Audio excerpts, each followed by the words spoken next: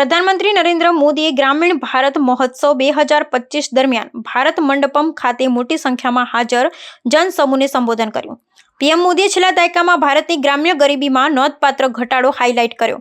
તેમણે જણાવ્યું કે 2012માં ભારતની ગ્રામ્ય ગરીબી 26% હતી, પરંતુ 2024 સુધીમાં તે ઘટી અને 5%થી પણ ઓછી થઈ ગઈ છે. ગ્રામીણ ભારત મહોત્સવ જે 4 થી 9 જાન્યુઆરી સુધી ચાલશે, તેનું થીમ વિકસિત ભારત 2047 માટે એક મજબૂત ગ્રામ્ય ભારતનું નિર્માણ છે. આ ઇવેન્ટનો ઉદ્દેશ્ય ગ્રામ્ય ભારતની ઉદ્યોગ સાહસિક ભાવના અને સાંસ્કૃતિક વારસાને ઉજવવાનો છે.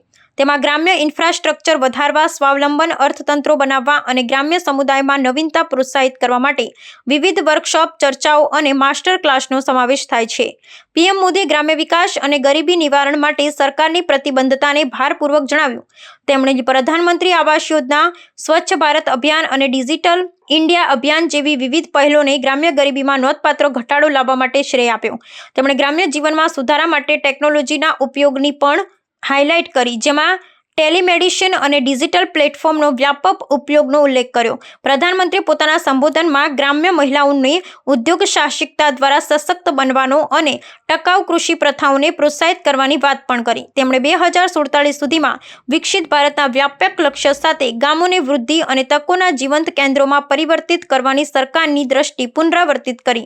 ગ્રામીણ ભારત મહોત્સવથી સરકારના અધિકારી, વિચારક નેતાઓ, ગ્રામ્ય ઉદ્યોગ સાહસિકો, કારીગરો અને વિવિધ ક્ષેત્રના હિતધારકોને એકત્રિત કરી સહયોગી અને સામૂહિક ગ્રામ્ય પરિવર્તન માટે માર્ગ નકશો બનાવવા ઉદ્દેશ્ય છે. આ ઇવેન્ટ ભારતના સમૃદ્ધ સાંસ્કૃતિક વારસાનું જીવંત પ્રદર્શન અને પ્રદર્શનો દ્વારા દર્શાવે છે, જે સમાવેશક અને ટકાઉ વિકાસ માટે દેશની પ્રતિબદ્ધતાને પ્રતિબિંબિત કરે છે.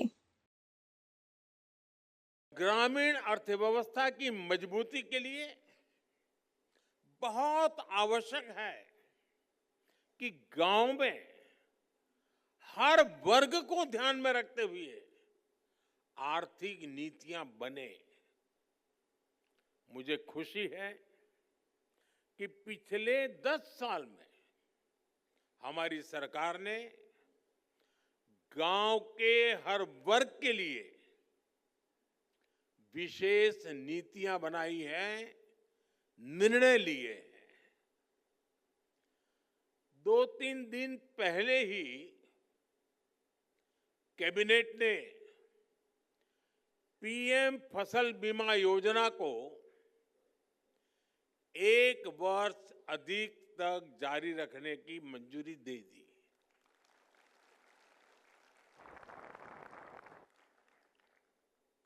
डीएपी दुनिया में उसका दाम बढ़ता ही चला जा रहा है, आसमान को छू रहा है. अगर वो दुनिया में जो दाम चल रहे हैं, अगर उस हिसाब से हमारे देश के किसान को खरीदना पड़ता तो वो बोझ में ऐसा दब जाता किसान कभी खड़ा ही नहीं हो सकता. लेकिन हमने निर्णय किया कि दुनिया में जो भी परिस्थिति हो, कितना ही बोझ न क्यों बढ़े, लेकिन हम किसान के सर पर बोझ नहीं आने देंगे.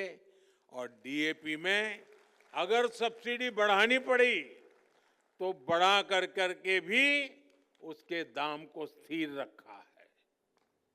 हमारी सरकार की नीयत, नीति और निर्णय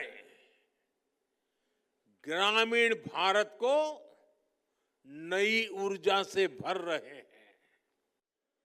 साथियों, आज देश में जितना रूरल इंफ्रास्ट्रक्चर पर फोकस किया जा रहा है, उतना पहले कभी नहीं हुआ. आज देश के ज्यादातर गांव हाईवेज, एक्सप्रेसवे और रेलवेज के नेटवर्क से जुड़ रहे हैं. प्रधानमंत्री ग्राम सड़क योजना के तहत 10 साल में ग्रामीण इलाकों में करीब 4 लाख किलोमीटर लंबी सड़कें बनाई गई है.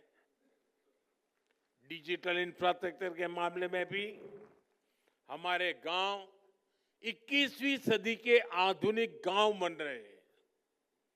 हमारे गांव के लोगों ने उन लोगों को झुठला दिया है जो सोचते थे कि गांव के लोग डिजिटल टेक्नोलॉजी अपना नहीं पाएंगे। मैं यहां देख रहा हूं सब लोग मोबाइल फोन से वीडियो उतार रहे हैं, सब गांव के लोग हैं। स्टेट बैंक ऑफ इंडिया की रिपोर्ट क्या कह रही है? वो कहते हैं 2012 में भारत में ग्रामीण गरीबी, रूरल पॉवर्टी, यानी गांवों में गरीबी करीब 26% थी, 26%।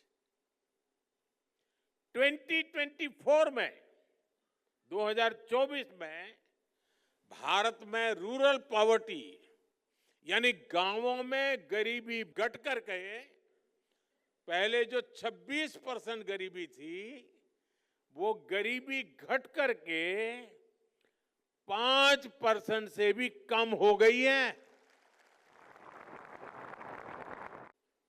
हमारे गांव की पहचान गांव के सौहार्द और प्रेम से जुड़ी होती है।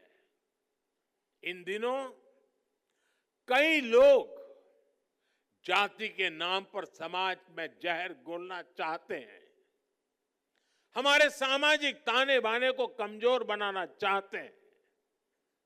हमें इन षड्यंत्रों को विफल बनाकर गांव की साझी विरासत, गांव की साझी संस्कृति को हमें जीवंत रखना है, उसको सशक्त करना है।